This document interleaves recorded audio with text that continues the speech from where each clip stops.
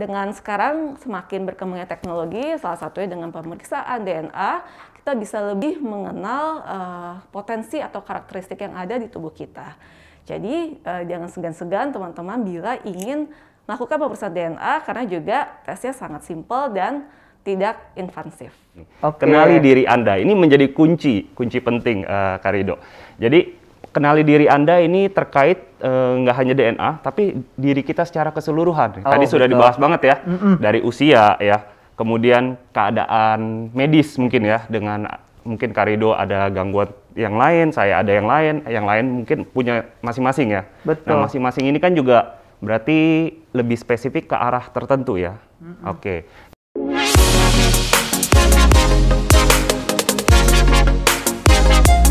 Preview.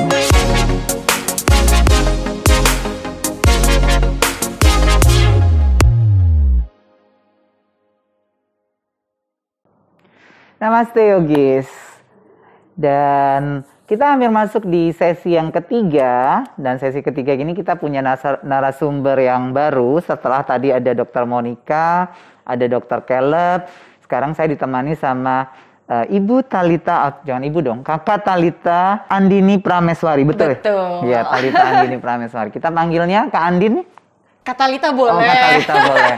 Oke, dan kali ini saya agak lebih rileks sedikit dengan Kak Thalita, agak lebih santai karena ternyata Kak Thalita ini hobinya hampir sama dengan kita semua. Kita tanya yuk. Kak Thalita gimana nih olahraga sekarang yang sering diikuti sekarang apa? Kebetulan rutinnya justru yoga nih, cocok banget sebenarnya sama sini ya Kak Rido. Oh, gitu. tuh kan, bener kan, Kak Thalita ini olahraganya hobinya hampir mirip sama kita. Jadi kayaknya sinerginya nyambung gitu ya, energinya ya gelombangnya. Frekuensinya sama. Sebelumnya Kak Thalita boleh perkenalkan diri dulu, mungkin Kak Thalita ini aktivitasnya sekarang apa, kemudian apa ya, mungkin terkait tentang olahraga, apa yang mau disampaikan, silakan kita kasih kesempatan. Oke, aku Thalita. Sekarang aku profesinya sebagai Product Marketing Manager di PT Kortlife Persada. Kebetulan ini sebuah perusahaan yang bergerak di bidang layanan kesehatan. Fokusnya terhadap seluruh keluarga dan layanannya sendiri tuh kita punya macam-macam gitu. Nah, so far selama bulan pandemi ini salah satu cara buat maintaining kesehatan, imunitas tubuh tentunya juga dengan berolahraga. Dan kebetulan memang awal diperkenalkan tuh sebenarnya sama ibu sebenarnya. Yoga tuh pertama kali diperkenalkan sama ibu dan somehow cocok. Ibunya Mbak Thalita nih ceritanya. Ibuku tuh kebetulan beliau menjalani yoga duluan gitu karena dari beberapa pilihan olahraga yang relate dengan kondisi kesehatannya saat itu, yoga termasuk olahraga yang cocok untuk dirinya. Dan diwariskan. Diwariskan gitu, diperkenalkan dan ternyata buat aku sendiri juga aku ngerasa cocok. Oke.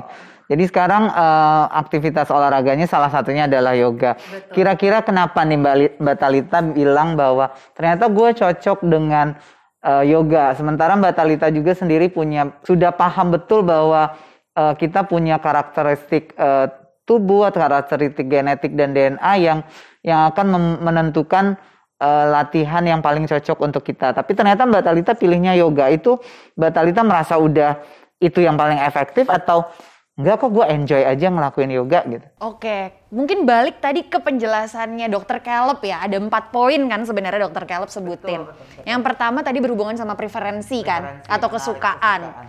Gitu. Nah, kebetulan aku merasa yoga ini sesuatu yang aku suka juga. Gitu, in somewhat way nggak cuma terkait olahraga tapi juga ada filosofinya, ada breathwork-nya gitu kan. Dan kalau buat aku pribadi it helps me to calm down juga gitu kan. Breathing-nya ini gitu. Jadi manfaat olahraganya terasa ya. Manfaat olahraganya terasa. Lalu kemudian masalah tadi konsistensi, betul. Konsistensi juga aku menyadari kadang-kadang aku sendiri juga masih terbatas dengan jadwal gitu ya. Kesibukan kerja, rutinitas ya. Jadi kadang-kadang masih ada perubahan-perubahan gitu. Tapi mencoba berkonsisten dan aku ngelihatnya kayaknya gerakan-gerakan yoga nih sebenarnya bisa loh dipraktekkan dalam kehidupan sehari-hari. Nggak mesti kita datang yang sama instruktur. Kadang kalau udah terbiasa atau terlatih, stretching beberapa gerakan-gerakan tuh similar gitu yang bisa sekarang kita aja tahu sendiri. Ya cara meluruskan punggung ya. Betul. Iya. Nggak lagi duduk Nggak begini lagi, ya. betul, nggak lagi hunch kan, nggak lagi membungkuk. Itu kebiasaan kan sebenarnya. Yes. Dan biasanya kayak di yoga pun awal mula mungkin kita meditasi kayak duduk dulu, itu kan sebenarnya udah mulai dengan kita ngatur postur gitu kan, Betul, breathing dan centering. sebagainya. Centering. Pemusatan pikiran. Nah itu, menurutku tuh juga again, tadi kalaupun di luar olahraga itu sendiri, sebenarnya pemusatan pikiran apa tadi yang filosofinya yoga bisa kepake juga buat pada saat kita fokus bekerja dan sebagainya. Jadi menurutku, aku merasakan manfaatnya di situ tadi, preferensi, konsistensi, regulernya juga secara cukup rutin bisa dipakai karena nggak cuma hanya pada saat berolahraga, tapi juga di luar itu bisa. Dan terakhir aku ngerasa impact ke badan. Kadang-kadang ada beberapa olahraga yang kerasanya habis itu kok nyerinya yang kurang nyaman gitu ya. Again, aku nggak tahu, bisa jadi ini juga mungkin relate dengan tipe otot yang tadi disebutkan. Tadi itu ya, karena ketika hatinya mengikuti olahraganya dengan tenang, dengan senang, kayaknya seluruh tubuh itu dari otak tuh bilang, oke, lu terima itu olahraga yang paling baik buat dirimu gitu ya. Jadi kayak ya sebenarnya ada relasinya juga, ada korelasinya juga dengan otot tadi, dengan tipikal gen atau DNA yang kita miliki. Karakternya tadi. Gitu Oke. Nah, Mbak Thalita sendiri berarti sudah pernah melakukan tes DNA dong? Oke, aku sempet tes DNA udah, kebetulan waktu itu, tapi aku tipenya... Buat nyocokin apa nih tes DNA? Nah, ini jadi gini, sebenarnya kalau di Court Life sendiri tuh ada beberapa tipe tes DNA nih. Bukan yang buat keturunan ya? Bukan yang buat keturunan, jadi biasanya orang-orang taunya tipe tes DNA itu biasanya buat keturunan. Tergantung dia tontonannya apa sih Kak Ido. Kalau dia biasanya nontonnya sinetron, dia akan taunya ini buat ngecek apakah bapak ini bapak kandungku atau bukan, gitu kan biasanya. Iya, itu sinetron apa ya judulnya, nggak boleh disebut di sini ya. Nggak boleh disebut di sini. Yang penting judulnya bla bla bla 5 gitu. Iya gitu, ada serinya banyak gitu. Tapi ada juga mungkin orang yang taunya tes DNA buat mengecek biasanya kriminal, tindakan kriminal. Kalau dia doyan nontonnya CSI atau apa, biasanya taunya yang kayak gitu. Tapi sebenarnya tes DNA itu sebuah teknologi yang, karena DNA ini kan kalau tadi Dokter Monik sudah jelasin ya, Dokter Monika jelaskan. Cetak biru. Betul, dia cetak biru, blueprintnya. Jadi ibaratnya kayak dikasih sama yang kuasa, sama Tuhan yang punya. Itu kita itu sebenarnya seperti apa sih karakternya. Nah, tes DNA ini membantu kita mengenali diri kita dengan lebih baik. Aduh, kata-katanya sering banget kita dengar ya, hari ini mengenali kita diri banyak kita. mengenali diri sendiri. Karena sebenarnya dengan kita mengenali, itu kita akan lebih mudah menjalani kehidupannya gitu loh. Kalau kita tahu kayak potensinya, karakteristik tubuh kita tahu misalnya, oh ternyata amit-amit gitu ya, punya nih kecenderungan penyakit yang ke arah seperti ini. Nah, gitu kita bisa juga pikir jadi, oh ternyata berarti mungkin saya harus memikirkan bagaimana pola hidup yang lebih baik supaya nggak ke arah sana gitu. Atau misalnya kayak tadi berhubungan dengan otot gitu ya, karakteristik otot. Kita tahu ternyata karakteristik ototnya, oh ternyata aku cocok sama yang strength. Itu mungkin bisa jadi juga menjadi sebuah informasi baru buat, oh kalau ternyata aku latihan olahraga yang berhubungan dengan strength, mungkin tubuhku bisa menerima dengan lebih baik nih, lebih optimum gitu. Oke, karena lebih optimum tadi itu impact-nya terasa lebih baik. Betul. Biasanya kalau orang olahraga kan mau berat badannya ideal, jadi mencapai idealnya lebih gampang. Dia lebih optimal dan dia juga mungkin lebih pede, lebih seneng ngejalanin olahraganya. Karena kan intinya kalau misalnya olahraga dia ngerasa, aduh kok susah banget ya, kok gue nggak bisa dapetin yang gue pengen ya. Nggak enjoy. Betul, nggak jadi enjoy. Tapi dengan dia bisa tahu, oh ternyata cocoknya yang ini nih, dan dipraktekkan, oh iya ternyata mungkin efek sampingnya nggak mudah mengalami cedera, dianya juga ternyata bisa lebih kuat, lebih tahan dalam melaksanakan olahraga itu, kan jadi lebih seneng juga ngejalaninnya gitu. Oke. Itu sih. Iya. Nah kalau gitu, seandainya saya atau teman-teman di rumah mau coba nih, mau kayaknya penting juga nih tes DNA. Kira-kira prosedurnya untuk melakukan tes DNA apa aja sih Kak? Oke, sebenarnya gampang nih tes DNA tuh. Mungkin di luar sana teman-teman udah ada yang pernah dengar juga. Ada beberapa cara gitu ya. Cuma kalau yang ditawarkan oleh Courtlife, kita nih menawarkan metode yang non-invasif. Non-invasif tuh berarti tidak menyakitkan dan simple. Kenapa? Karena kita cuma pakai sampelnya itu air liur atau saliva. Jadi kalau air liur, otomatis orangnya itu nggak perlu datang pergi-pergi ke klinik ataupun ke laboratorium. Bisa di rumah aja, di toilet, di kamar mandi masing-masing gitu ya, pintu tertutup. Tinggal cukup meludah ke tabung yang sudah disediakan. Nah nanti udah deh, tinggal telepon Courtlife, nanti oke, saya udah ready nih tesnya. Sampelnya udah dikumpulkan, bisa kita bawa. Semudah itu ya? Semudah itu, cuma perlu diperhatikan aja kapan meludahnya. Oh, gitu. Pagi hari saat ludah sedang banyak. Salah satunya bisa paling baik sebenarnya pagi hari pas bangun tidur. Tanpa sebelum gosok gigi. Gitu. Waduh, nah, jaraknya, aromanya luar biasa dong. Ya, biasanya kita jarakin kalau mau gosok gigi, makan, minum, atau berkumur, itu jedakan minimum banget 30 menit. Gitu. Kalau mau minum air putih, oke. Tapi kalau minum berasa atau makan makanan lain gitu ya, itu jangan dulu. Jadi kita nggak mau 30 menit sebelumnya baru sampel bisa dipakai. Baru sampel bisa meludah. Sayang kan kalau habis makan daging gitu ya. Terus nanti kita meludah ada sisa dagingnya, kedetek lah tuh sapi gitu kan, di DNA kita gitu berbeda. Kayak gitu sih. Jadi prosedurnya seperti itu ya? Ya. Oke. Ternyata simple ya Kak prosedurnya. Nah kalau kita udah tahu prosedurnya ternyata benar nih, confirm, oke lah.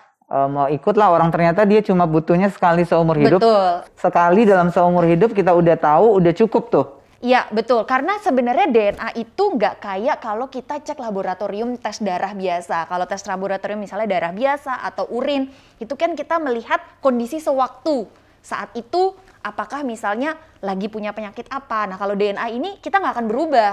Ibaratnya ya tadi aku bilang kan blueprint kan, cetakan dari Tuhan dikasihnya ya udah seperti itu. Jadi dia satu kali seumur hidup. Jadi tes DNA itu ibaratnya investasi yang perlu dilakukan satu kali dan itu sudah bisa untuk membaca sebanyak seumur hidup. Jadi kita ngelihatnya lebih kepada potensinya, resiko, bukan kayak pasti kejadian atau oh kamu tuh pasti ngalamin ini. Misalnya kalau ngebaca yang berhubungan dengan penyakit gitu ya, kita nggak berarti bilang bahwa oh orang ini punya penyakit ini gitu. Tapi orang ini punya potensi atau kecenderungan terlebih rentan. Seakurat apa sih Kak? Sebenarnya cukup akurat. Jadi kalau laboratorium kita kebetulan di Jepang, kita memiliki database. Jadi itu air liur dibawa ke Jepang. Betul, ceritanya?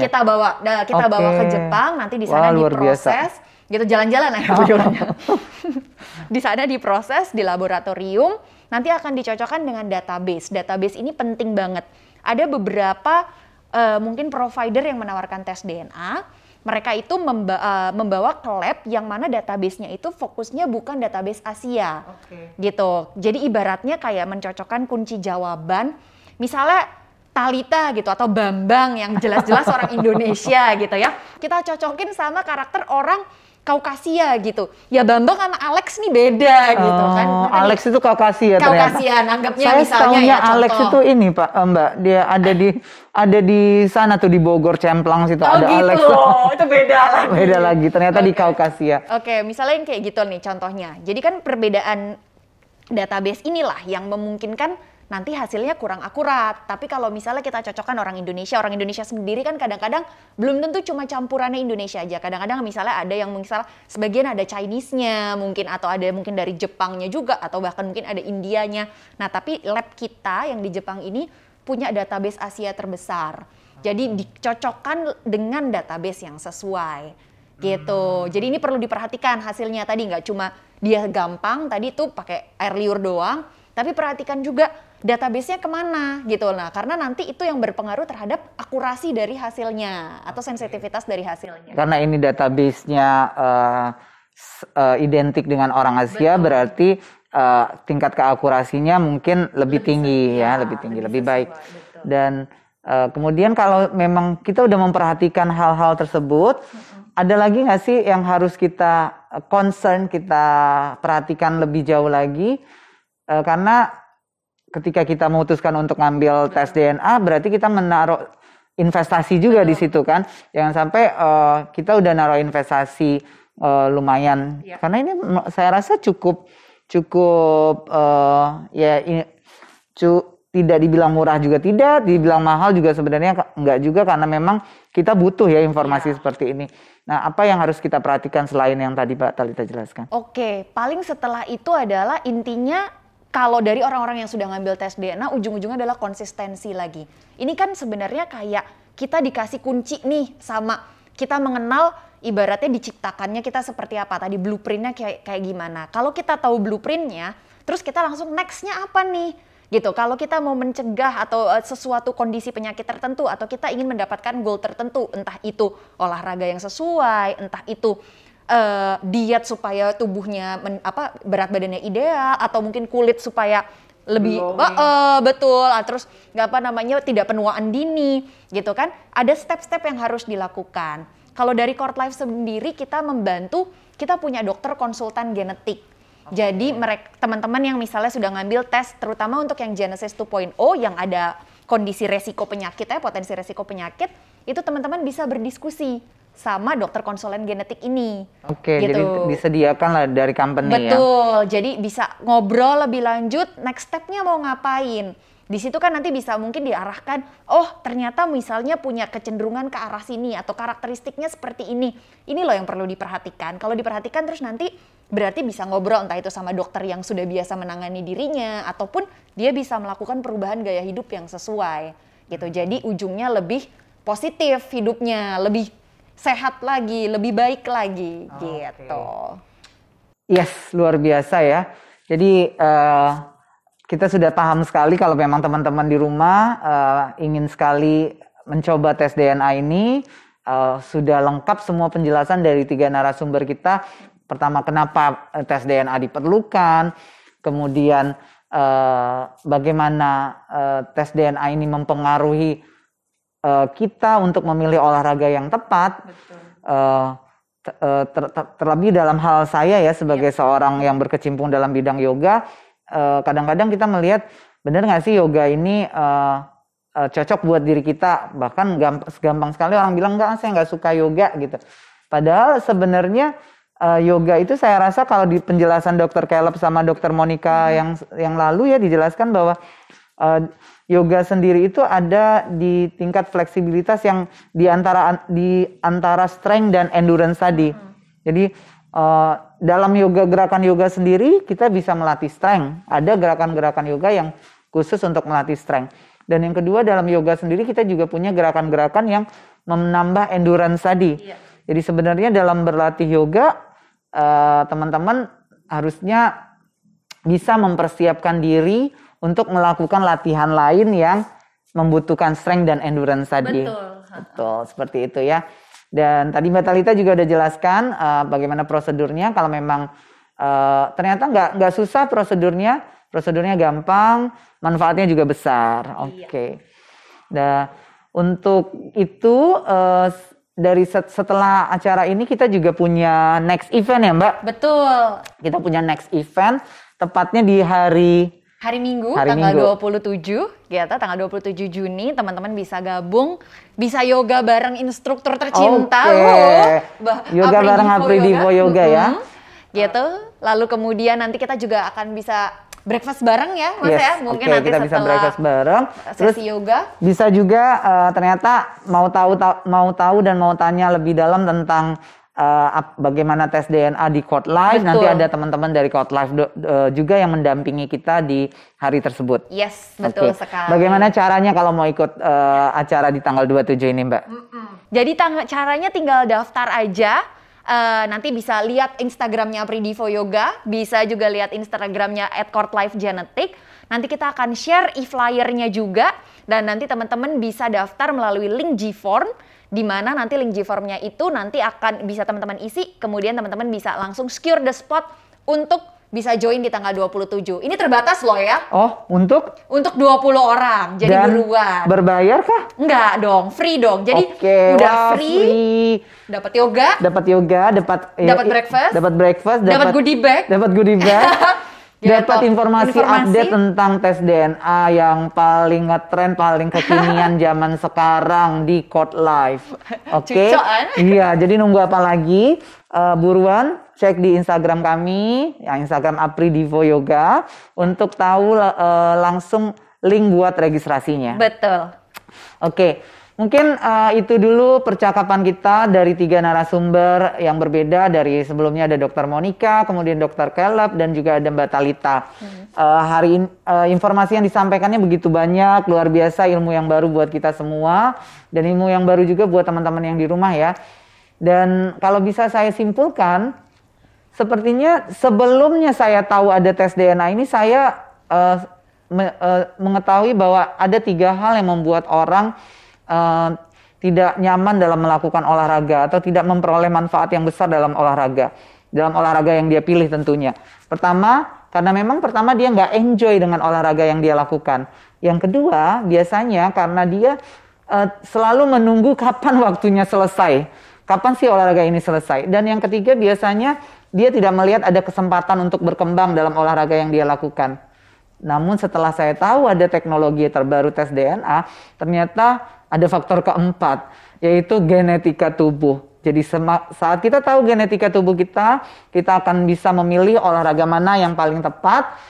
Yang paling tepat bukan berarti belum tentu kita tidak bisa lakukan, kita tetap bisa lakukan, tapi hasilnya kita akan ukur sesuai dengan kemampuan diri kita masing-masing. Karena tadi kata kuncinya adalah listen and know your body. Sama, di yoga juga kita selalu kuncinya listen your body and know your body. Terima kasih sudah menyaksikan channel kami di Apridivo Yoga dengan tema hari ini di Nanya Santai bersama Court Life, dengan tema tadi bagaimana kita mengetahui pengaruh DNA atau genetik tubuh untuk memilih olahraga yang paling tepat buat diri kita. Jangan lupa subscribe, kemudian like, komen juga kita tunggu di sini, dan silakan nyalakan tombol loncengnya biar selalu update video-video terbaru dari Apridivo Yoga. Connect juga langsung ke Instagramnya Apridivo Yoga karena banyak sekali informasi-informasi terbaru di sana. Jangan lupa tanggal 27 kita ketemu untuk yoga outdoor bersama saya, Apridivo, dan juga ada Mbak Talita nantinya. Terima kasih dan bye-bye.